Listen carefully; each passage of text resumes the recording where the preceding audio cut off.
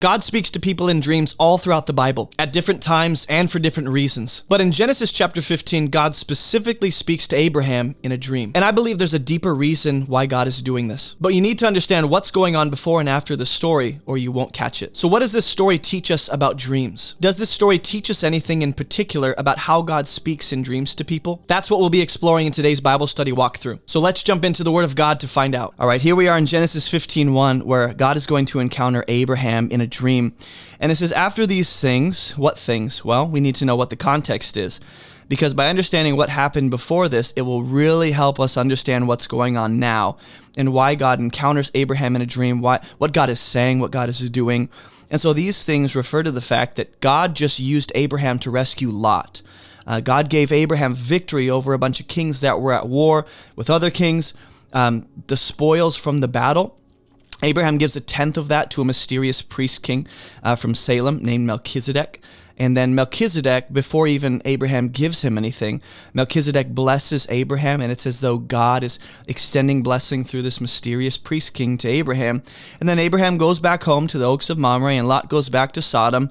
And we find ourselves here in chapter 15, where after those things, the word of the Lord came to Abraham.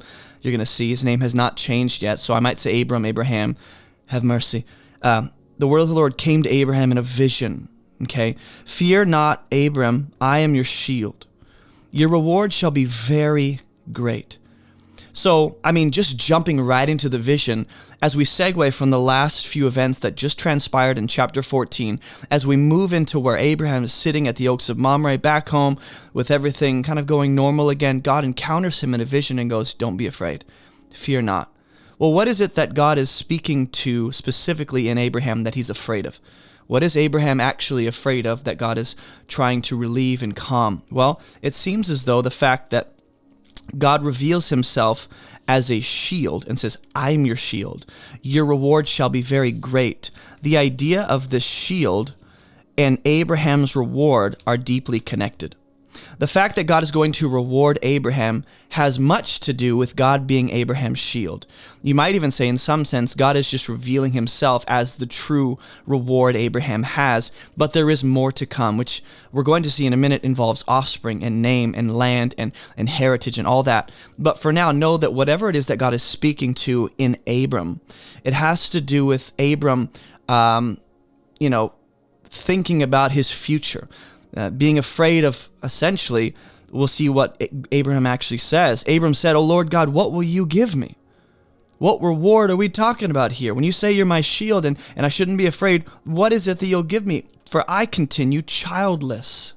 So here's the real concern, and I'm going to highlight in red Abraham's real concerns. Okay, this is why God is going to appear to Abraham in a dream in a little bit.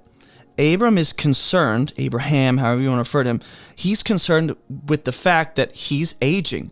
Several years have passed since God called him out of the land of his fathers, and he left his household, and he's still childless.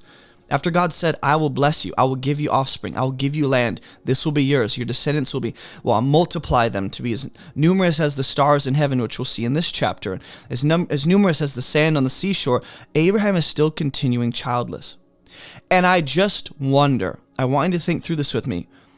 Right after Abraham rescues Lot, and Lot goes back home to where? Sodom.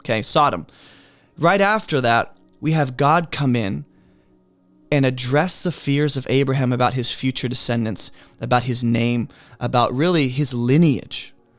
So I wonder if there's a connection between Lot and Abraham's concerns, because if you go back to the beginning of Abraham's story, and we're going to pause here for a second, I want to show you this.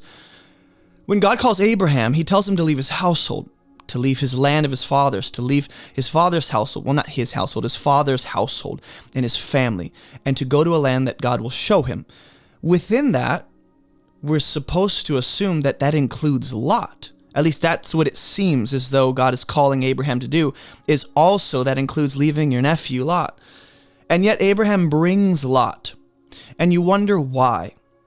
What is the connection between Abraham being more concerned and afraid about his future and the previous story where God or Abraham essentially let Lot go back to where he was? Well, there might be, and this is just my suspicion, I'm not reading into the text, I'm just thinking through this. Is there a chance that Abraham, when he left his home, since Sarah was older and he's older and she's past the age of conceiving and he's dried up, is there a chance that Abraham thought that the seed God promised would come through Lot? That Lot would be a part of the equation? And I know you're thinking that's a stretch, but let's just read the rest of this text. And maybe we'll either confirm that suspicion or we'll just continue letting that sit and we'll meditate on that and go, I'm not entirely sure. Maybe we won't have an answer. But it's something to consider. Abraham is concerned with his future. And the heir of my house is Eliezer of Damascus. Okay. Now the question for me is, why is this a concern? Why is Abraham frustrated with or bothered by the fact that someone in his household, which seemingly has the highest rank in his household as a servant, he's the rightful heir of Abraham's estate and all that Abraham leaves, Eliezer of Damascus is going to inherit that if Abraham does not have a son of his own. Why does that bother Abraham? Well, because God told Abraham, you're going to have your own offspring. You'll have your own descendants. You'll have your own, family name, and descendants will multiply through your line. And yet he's looking at Eliezer and going, that's all I got, though. That's all I have so far. Now, is it that Abraham was always thinking about this, or has it in this moment really hit him that Eliezer of Damascus is going to inherit everything I have? Is this a sudden realization that happened recently? Or is this something that Abraham has had in the back of his mind since leaving his home? And I just want to be thinking about the fact that Abraham if he did bring Lot with him to, not as a backup plan, but as part of the way he thought God would bring his offspring. If he thought, well, you're going to use Lot because he's in my family and he'll produce and that'll be a part of it. If he thought that, and now he left Lot and let him go back to Sodom after rescuing him. Essentially, Abraham is saying, I've left myself with no real chance of having a son of my own now. Because in that patriarchal society, the way families and names worked, Abraham could have seen his lineage as continuing through Lot, depending on how that worked. And now he's left with Eliezer of Damascus. And you're going, why does this matter? Why does this backstory matter? Because of what God is going to do. And Abram said, behold, you've given me no offspring. So 2 times. Abraham's not accusing God necessarily. I don't want to assume that. But Abraham is at least concerned. Not necessarily frustrated. He could be frustrated, but he's concerned about the fact that you have given me no offspring, and a member of my household will be my heir. So this whole conversation, this whole story in chapter 15 is about Abraham's heir, Abraham's offspring. Who's going to inherit all that I have? Eliezer of Damascus, which means what? Eliezer is a foreigner in Abraham's household. He's not a part of Abraham's family by bloodline. He's not a part of Abraham's family, by blood. He came from Damascus. So somehow Abraham inherited Eliezer as a servant, a lead servant in the house, and he's going to be my heir. Behold, the word of the Lord came to him, 2nd time seemingly. In verse 1, the word of the Lord came to Abram. Abram voices and vents his concerns, and now we see in verse 4, the word of the Lord comes back, and he goes, this man shall not be your heir. This is not something God has said up to this point. It's always been almost the elephant in the room when it comes to Abraham and God. God has not explicitly and clearly stated that your lead servant in your household is not going to be your heir, but now he does state that. He's not going to be your heir, which means what? Now Abraham can have those concerns relieved because God has spoken directly into it. So now that leaves what chance? Abraham and Sarah in their very old age with a 0% chance of producing, they will have to be the ones to produce a child, or something else has to happen, but Eliezer is not a part of the conversation anymore. This is all about, and I'm going to highlight in green just to stay consistent with what I've already done, how many times the word heir is repeated, or the offspring is mentioned. This is a conversation. God is speaking directly to Abraham's fears and concerns, and even frustrations. And he brought him outside and said, and you go, why does God bring Abraham outside? Because God is going to tell him and show him something. Look toward heaven. Number the stars. Because we know Abraham can't, if you're able to number them. And I'm sure Abraham goes, I'm not entirely liking this game. Then he said to him, so shall your offspring be. So Abraham's going, I don't have a single child of my own. And God's going, I know, but it's not going to be Eliezer. He's not a part of the conversation. You're going to have so many offspring that they're going to be numerically comparable to the stars. That's how many descendants you're going to have. And he believed the Lord, and he counted it to him as righteousness. My question is, why this moment? Has Abraham expressed faith up to this point? Several times, on several occasions. Why is it at this moment when God says, look at the stars, that's how many kids you're going to have? And Abraham goes, I believe you. I believe you. Why in this moment does God count righteousness to Abraham through his faith? I just want to hold on to this verse because it seems somewhat out of place. As we're reading the story and Abraham and God are going back and forth about the heir and the offspring and how is this going to work, and Eleazar's going to inherit, no, Eleazar's not. Right in the middle of this, Abraham is declared righteous when he believes God and what he says about his descendants. So I just want to hold on to that because that might play a role in the main point of this passage, is righteousness through faith. And he said to him, I am the Lord, who brought you out from Ur of the Chaldeans to give you this land to possess. So I want you to notice, in verse 2, Abraham goes, a foreigner's going to inherit my estate and continue my name. He's not even my physical son. The idea of a foreigner, okay? Now in verse 7, God kind of brings that idea back around, and he goes, remember who I am. Not only is God reminding Abram who he is, God is not just saying, Abraham, remember who I am, but God is also saying, remember what I've done. So there's something about for Abraham in this moment of crisis, you might say, and concern and frustration and confusion. God wants to remind Abraham, not how it's all going to work out, not show him a blueprint and a strategy of how everything is going to connect in a logical progression. Don't worry, this is supposed to happen. God doesn't give him a glimpse into the future quite yet. What God does is God reveals who he is, who he has always been, and what he's already done for Abraham. Okay, I brought you out of Ur of the Chaldeans. What does that mean? That Abraham is a foreigner and a stranger in the land he's currently living in. Okay, so this idea of a foreigner and a stranger in a land, that's going to be very important.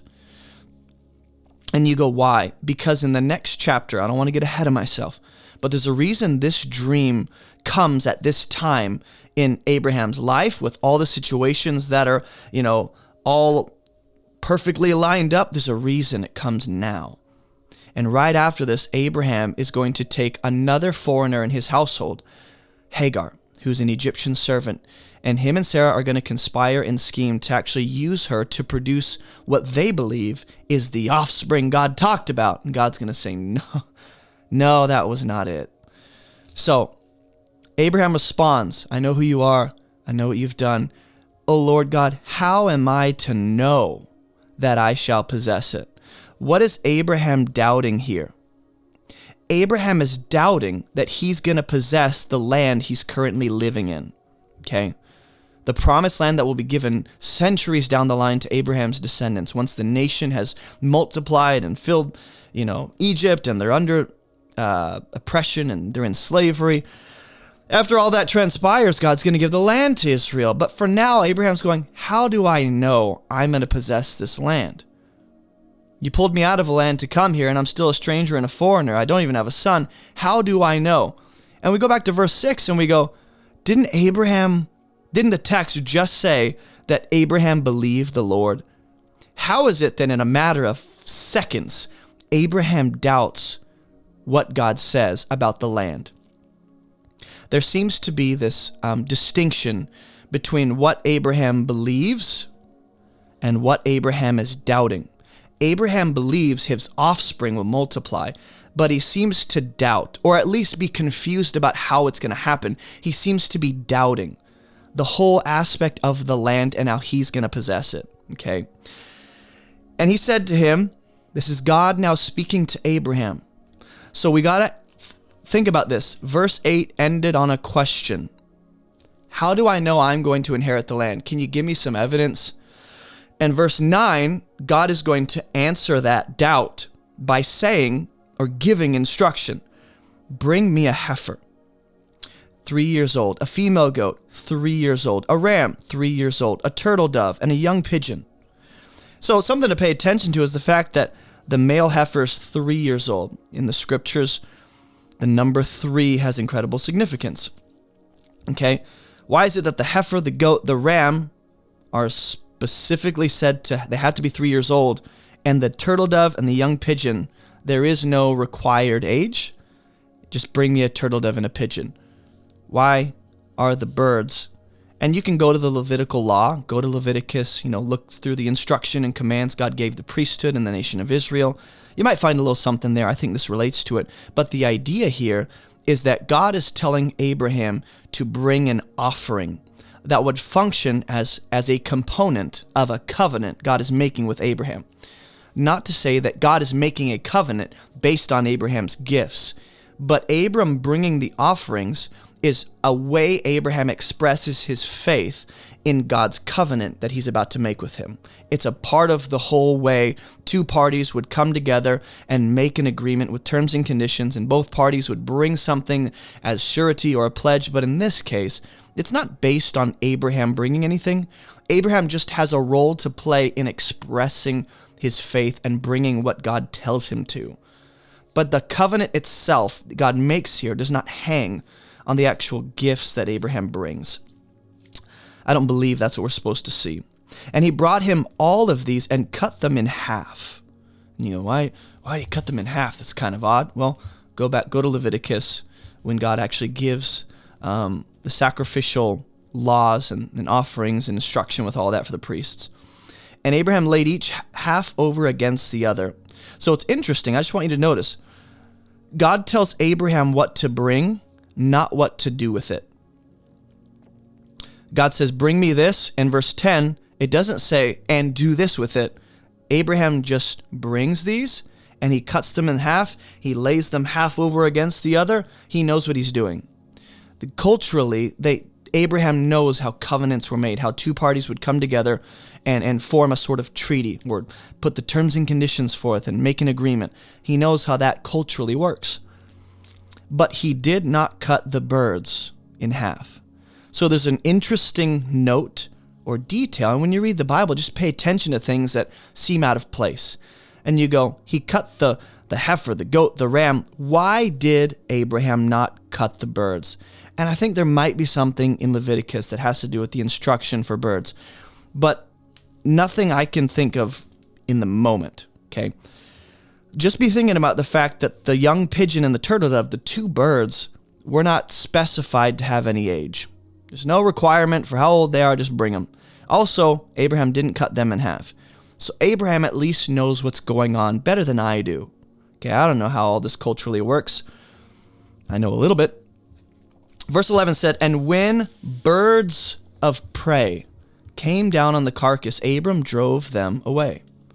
That's an interesting detail that seems almost out of place, doesn't it? But what does it actually note? If Abraham has laid out these dead animals as an offering to the Lord, kind of waiting for something to happen, waiting for fire to burn it up, or waiting for God to give more instruction to him, he's done his part. He's laid it on the altar seemingly, or at least brought it on a stone and laid it before the Lord. If birds of prey are circling and coming down, and Abraham has to drive them away, that tells you quite a bit of time has passed, or at least time is passing. That Abraham has to sit there and guard the animals to keep the birds from, flying in and taking the meat. So time is passing. You're supposed to see Abraham is in a waiting posture. Something going to happen? Go away, birds. Get out of here. Okay, God, you told me to bring these. You going to do something? Abraham's waiting. Okay. But it's just interesting, not to make anything big out of it, but the focus seems to be on the birds Once again, there's 3 odd details that seem out of place about birds. What do we do with that? I don't know. Just observe it, think through it, meditate on it, connect it to the rest of the surrounding stories, and maybe you'll get something. For me, I don't have anything. I just want to notice those odd details. As the sun was going down, a deep sleep fell on Abram. Here's where we get to the dream. And behold, dreadful and great darkness fell upon him. So, this is the sequence of events. God, I don't have a son. Don't worry, you will. It's not going to be Eleazar. Okay, I believe you. God goes, you're righteous. And I just want to track through this. When I read the Bible, and I've been reading it for a little bit, I want to make sure I backtrack a little bit to be sure I'm keeping tabs on the sequence of events. Right? So God declares him righteous, whether he states that explicitly or not. And then God goes, remember who I am, remember what I've done. I'm going to give you this land. Abraham goes, how do I know you're going to give it to me? Bring me these animals. And now Abraham's waiting. And the sun's going down, and a deep sleep falls on Abraham. The last time we see a deep sleep fall on someone was when God put Adam to sleep to pull Eve out from his side. Okay, so through that death-like sleep, life came for Eve. God brought life from that death-like sleep of Adam, supposed to be symbolic and foreshadowing of Jesus and us, the church, the bride of Christ that comes from his side. Blood and water come from his side, all those different ideas. But I just want to be thinking about that. Deep sleep, the last time I saw that, at least as far as I can remember, was Adam. And behold, dreadful and great darkness. Why is that important? Because apparently this is the setting. We have to think of God as coming in glorious, radiant light. But in this specific instance, the presence of God is marked with not spiritual evil or moral evil. Don't think darkness in that way. Just like nighttime. A great darkness and dreadful darkness as the sun is going down. Abraham falls asleep. Then the Lord said to Abraham, which apparently has to be a dream because he's already fallen into a deep sleep. So what fell on Abraham? 2 things. Number 1, a deep sleep fell on him. Number 2, dreadful, great darkness fell on him. Why is that important to the text? Because it's very, in line with what God is about to say. The Lord said to Abram, now again, answering Abraham's question, how do I know I'm going to inherit this land? Know for certain your offspring, that you don't yet see, Abraham, they will be sojourners, strangers, foreigners, in a land that is not theirs. And they will be servants there, and they will be afflicted for 400 years. This is the message God brings in a dream to Abraham to answer Abraham's question and concerns and doubts about how do I know I'm going to inherit the land. Here, Abraham, let me not really answer the question the way you want. Your offspring are going to multiply, and they're going to be foreigners and strangers in a land, and they'll be afflicted for 4 centuries. That's not the kind of news you want to hear from God after you're already dealing with a lot of confusion and doubt and even frustration and questions. You don't necessarily want to hear this, but this bad news is what makes way for the good news and brings Abraham his answer. And I just want you to pay attention to the fact that just as we saw Eliezer of Damascus being a foreigner in Abraham's household, or Abraham being a foreigner in a land that's not his yet, Abraham's offspring are also going to be foreigners, and we know that's going to be Egypt. They're going to be oppressed. They're going to be enslaved. It's interesting to me that God does not explicitly say Egypt. So I can just put Egypt here because that's what God is referring to. It's going to be a land that is not theirs. So there's a contrast between the land that is not theirs, that's one land, versus the land that will be theirs. I forget where he's going to say that, but just think about that. So God is saying, yeah, your descendants are going to multiply, and they're not going to be strangers in this land. Nah, God's going to bring them into this land to own and possess. They're going to be strangers in Egypt. And I want you to be thinking about the fact that 3 times in this passage we've seen the concept of a foreigner or a stranger in a land that is not theirs. The bummer thing about this is right after this dream, the next event that takes place after God makes this covenant with Abraham is that Abraham and Sarah are going to scheme and plan to use Hagar, an Egyptian servant, a foreigner in their household. They're going to use her to try and produce the offspring that they think God is going to bring through Hagar. Sarah whispers in Abraham's ear, hey, I'm getting old, you're getting old, we know this isn't going to happen. So Hagar's here, and they do it. They use her, she produces Ishmael.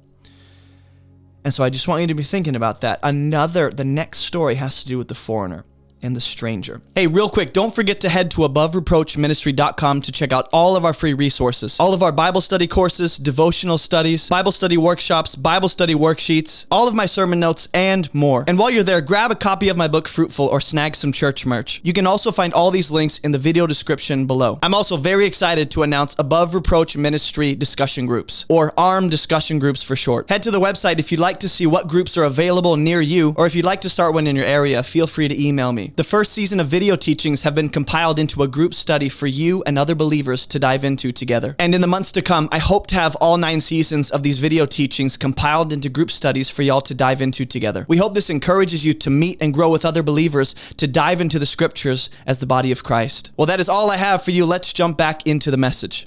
And verse 14 says, but I will bring judgment on that nation, the nation that they serve, and afterward they shall come out with great possessions. If you go back to the beginning of the chapter, what did God tell Abraham? Hey, your reward shall be very great. What reward? Offspring, land. But also, the descendants of Abraham, when they come out of Egypt, they plunder the Egyptians and they come out with great possessions. For me, if I'm Abraham and I'm just going, just tell me how I know I'm going to inherit the land. Some of these details seem unnecessary, and yet God never speaks unnecessarily. There's purpose and intention behind what he says, when he says it, and how he says it. So if God is letting Abraham know specific details about the Exodus, I will bring judgment on the nation. They're going to serve that nation. Afterward, they'll come out. And also, they're going to have great possessions. There seem to be 4 details that you go, no, this is necessary because it leads to the answer. Where God goes, this is how they're going to have the promised land after the Exodus, after slavery, after centuries. They're going to plunder the Egyptians. They're going to come out. They're going to fill the land. That's how, Abraham. But think about all the different details God leaves out. He doesn't mention Moses. He doesn't mention signs. He doesn't mention the Red Sea. He doesn't mention Pharaoh. He doesn't mention the wilderness wanderings. He doesn't mention Joshua. He doesn't mention any of that. What God mentions specifically is, number 1, judgment on the nation that enslaves the foreigner and oppresses the foreigner and abuses the foreigner, that being Israel. Number 2,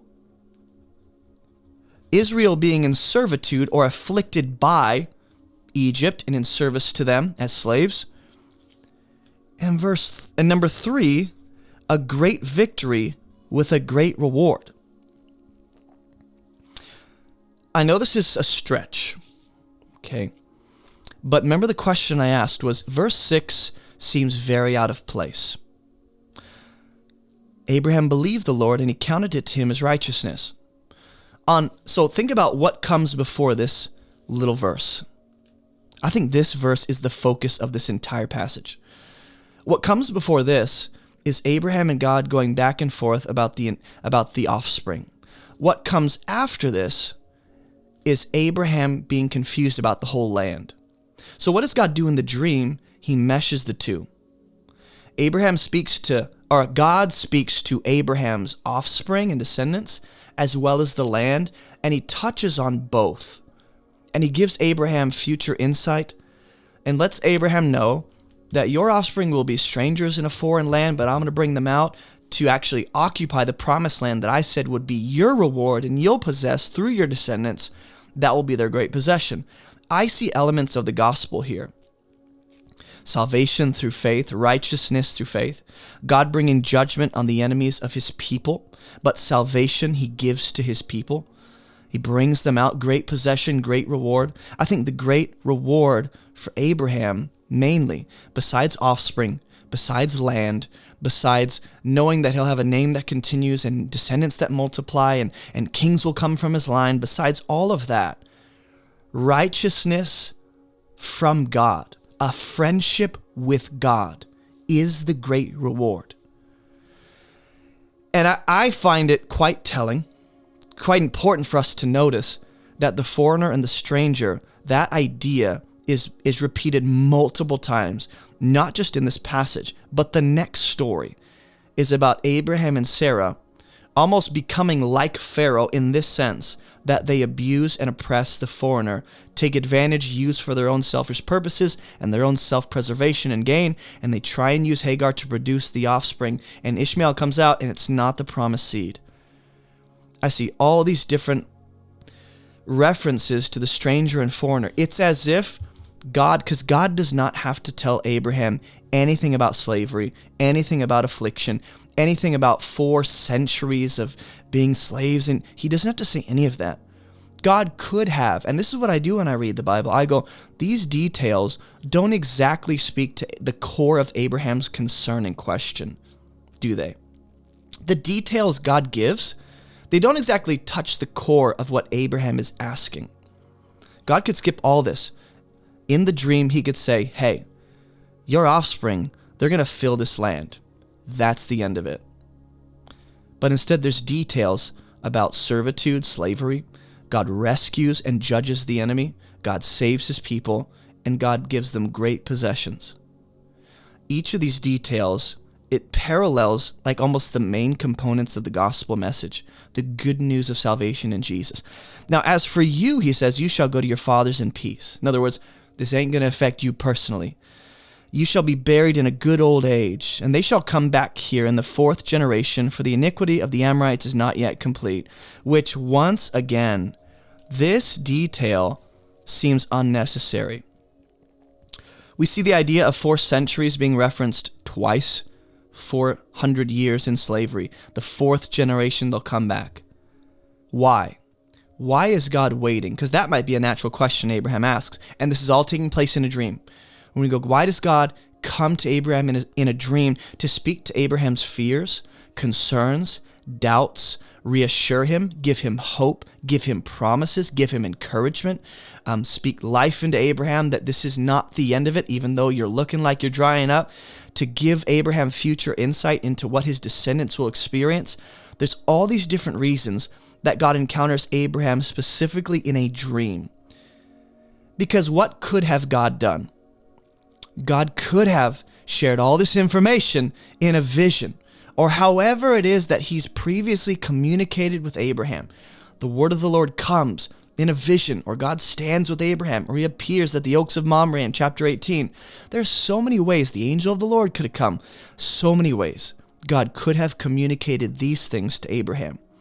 But within this all, remember, the framework for all of this is that the environment and the setting is a deep sleep and great dreadful darkness.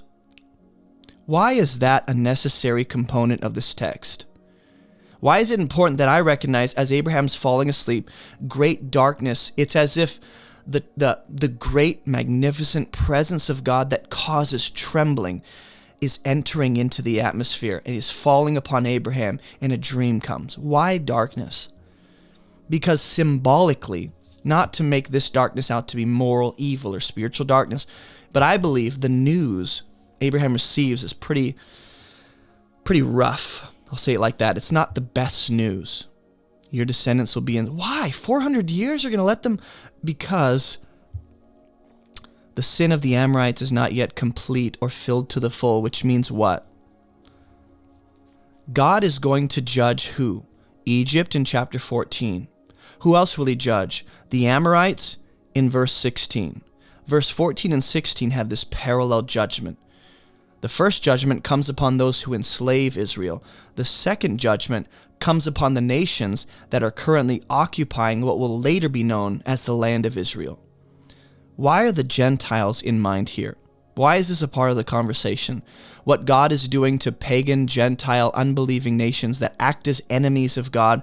Why is God explaining his judgment to Abraham? Let's think about this. In chapter, I want to say 17. It might be 19. Chapter 19. God is going to bring judgment on Sodom and Gomorrah. So, not to make judgment the focus of this passage, but I see a few repeating elements. The idea of the foreigner and the stranger, being in a household, having connection and proximity to Abraham, right? We're going to see after chapter 16, I believe, God gives the covenant of circumcision in chapter 17. That's right. So these sequence of events, I want you to track with me. Chapter 14, great victory. Abraham lets Lot go, which seems to imply that Abraham is letting go of any chance of his offspring coming through Lot, or Lot being a part of the equation. He's letting Lot go and live his life. Lot will produce his own offspring through his own 2 daughters. It gets weird. Chapter 15, God makes a covenant with Abraham through a dream. The dream is a part of the covenant. Chapter 16, Abraham and Sarah conspire and use Hagar to produce Ishmael. Chapter 17, circumcision. Some have viewed the covenant of circumcision, I want to be careful how I say this. Some have viewed the covenant of circumcision as an actual response to Abraham's oppression and abuse of the foreigner, Hagar, in his household.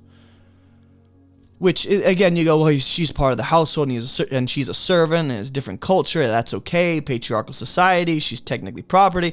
I don't care how you justify or try and make that okay. The idea is that Abraham and Sarah, just like we see in Adam and Eve in Genesis 3, there's this plan to,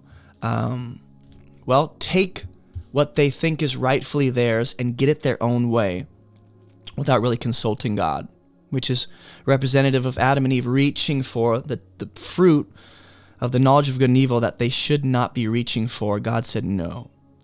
And so, when the sun had gone down and it was dark, behold, a smoking firepot, a flaming torch, passed between those pieces.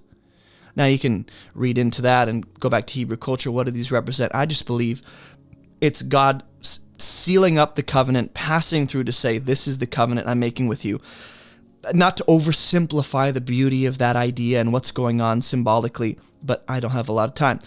On that day, the Lord made a covenant with Abram. Okay, this is the moment in Abraham's life that gets referenced the most. When Abraham believed God, and God declared him righteous. And on that day, God made a covenant with Abram. The question becomes, was God going to make a covenant with Abram whether or not Abraham believed? Or does God make a covenant with Abraham because he believed? In other words, is all of this dream, these explanations, this covenant, is it all God's response to Abraham's faith? Or is the faith and righteousness aspect just a part of what God was going to do regardless? Not entirely sure. But here's the covenant specifically. To your offspring, I give this land.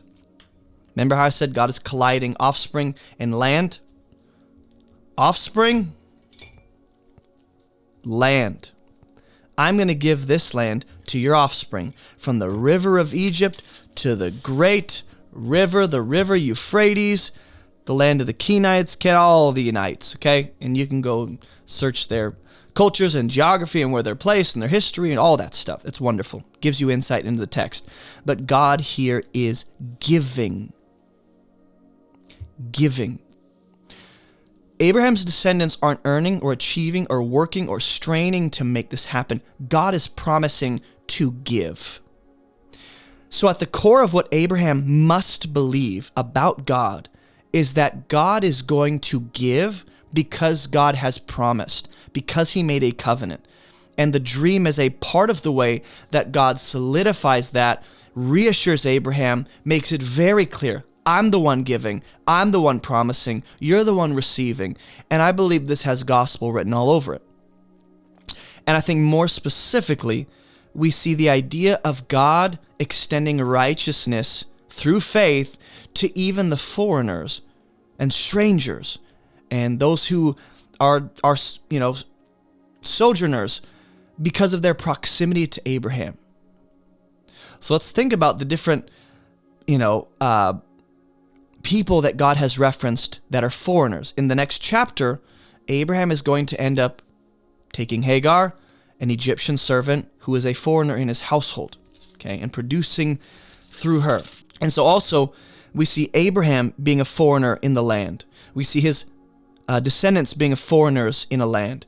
We see Eleazar of Damascus being a foreigner in his household. And at the centerpiece of this conversation about land, offspring, involving proximity to foreigners, we have this beautiful verse about Abraham was declared righteous through his faith. And I cannot help but think, when God says, your offspring will be as numerous as the stars, Abraham's thinking physical descendants.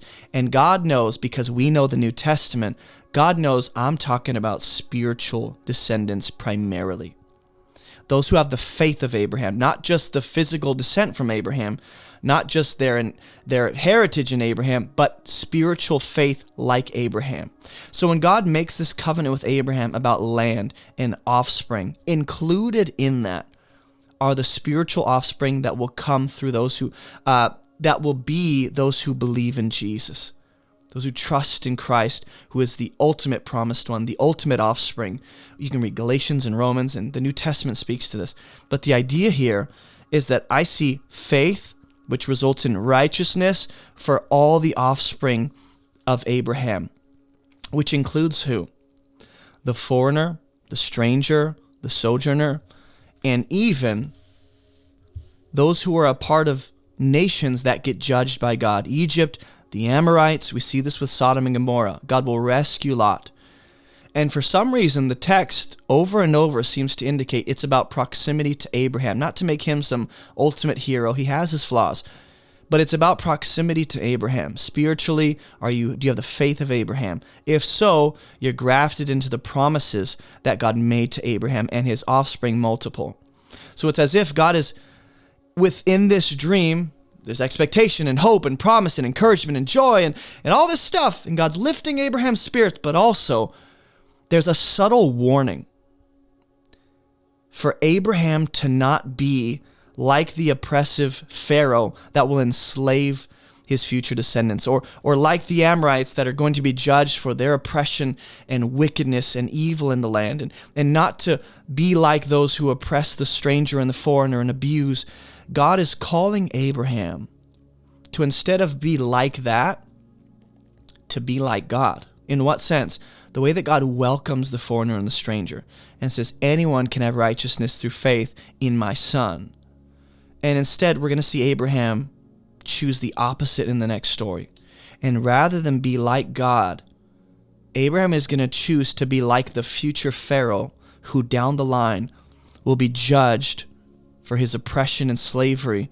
And I believe there's a chance that the way that God not necessarily punishes, but part of Abraham's consequences for conspiring to abuse an Egyptian servant and produce through her, part of the consequence might possibly involve the circumcision that takes place in chapter 17.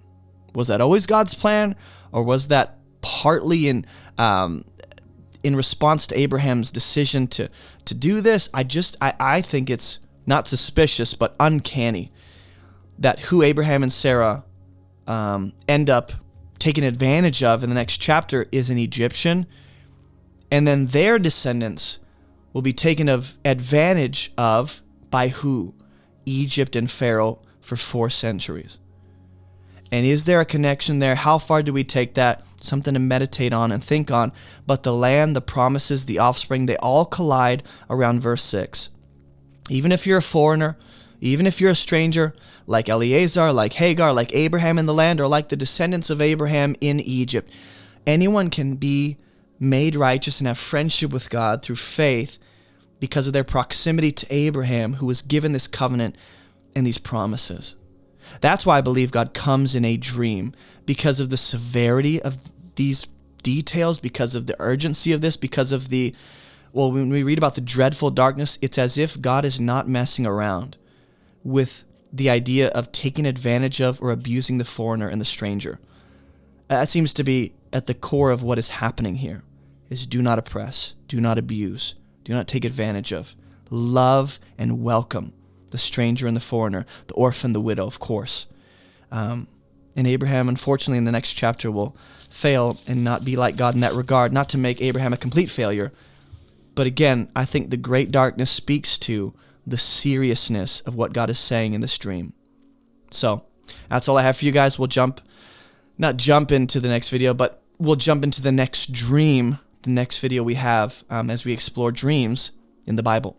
Hey, I just want to thank you for all your support and prayers that make this ministry possible and help us to accomplish our mission. Your support makes it possible for us to create all the free resources we have available for anyone around the world. Our mission is to teach people how to read the Bible so they can live and teach the Bible themselves. So be sure to visit abovereproachministry.com for all these free resources and to support this ministry. And if you're a new believer, be sure to check out the new believer section on the homepage of our website and grab a copy of my book, Fruitful, while you're there. God bless you guys, and as always, keep moving towards Jesus.